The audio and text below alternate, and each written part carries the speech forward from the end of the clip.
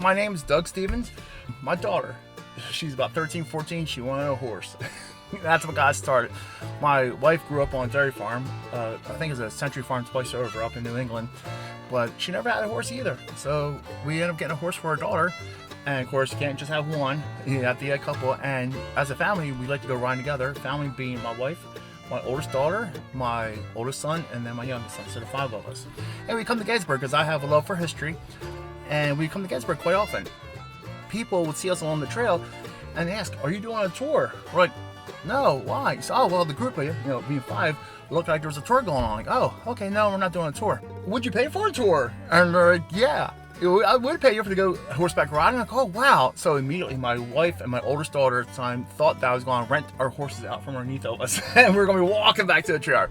My wife was able to look into it to see what it would take to ride horses here and be able to share our love of horses with other people. This is a very integral part of the battlefield is the horse. You can't get much more authentic than literally in the hoof prints.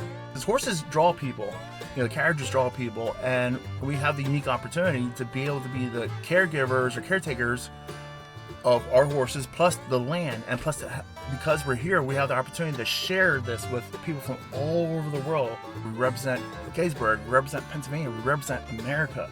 So we need to do a good job with that. We have our staff. We hire. We're typically always looking for good people because we're growing. Each year we usually grow about 20% or so, but we have good staff that's been trained and they have good understanding of what we do. So where the horses are that we're going to use that day. We put grain out in the morning. We have our own mixture, so we make sure they're getting the nutrients and minerals that they need to be able to work. Even though they're just walking, we still treat them and give them the energy and the needs of their muscles. Electrolytes and all that kind of stuff included come in the summertime.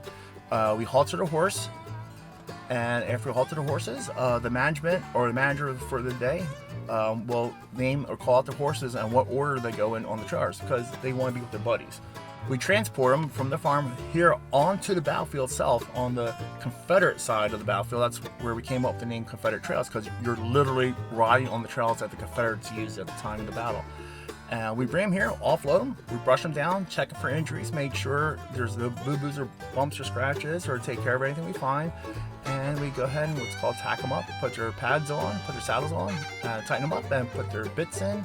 Because we have halter bridle combo thing, just like they did during the Civil War, so it makes it easy to take their bits out. So they can eat hay. When they come back from their first ride, there will be hay in here, and they'll be able to eat in between and get a drink.